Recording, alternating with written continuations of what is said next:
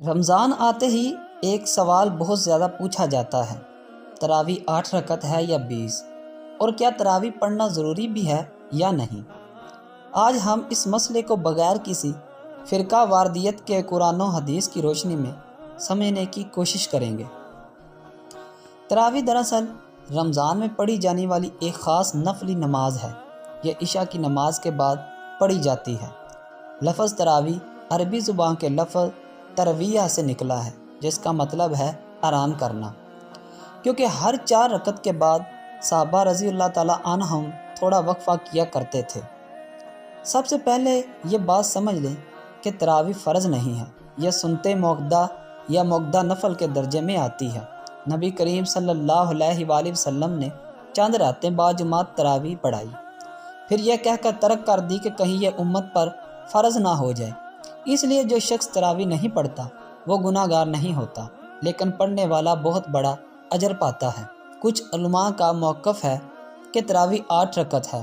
وہ اس حدیث کا حوالہ دیتے ہیں جس میں آیا ہے کہ نبی کریم صلی اللہ علیہ وآلہ وسلم رمضان اور غیر رمضان میں 11 رکعت سے زیادہ نہیں پڑھتے تھے، یعنی 8 تراویح اور 3 وتر۔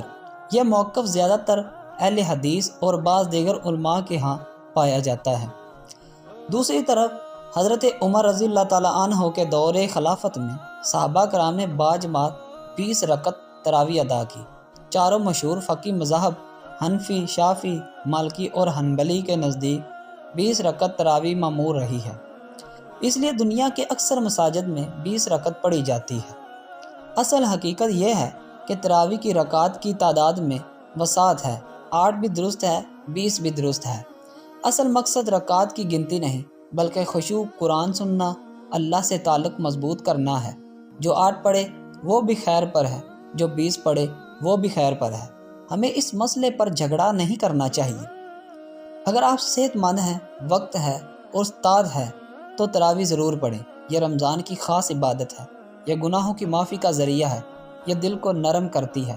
لیکن اگر کوئی مجبوری ہو تو کم از کم چند رکعت پڑھ لیں یا گھر میں تنہا ادا کر لیں۔ یاد رکھیں، رمضان مقابلے کا نہیں، رحمت کا مہینہ ہے۔ 8 ہو یا 20، نیت خالص ہونی چاہیے۔ آج ہی فیصلہ کریں کہ اس رمضان کو عبادتوں سے بھر دیں گے۔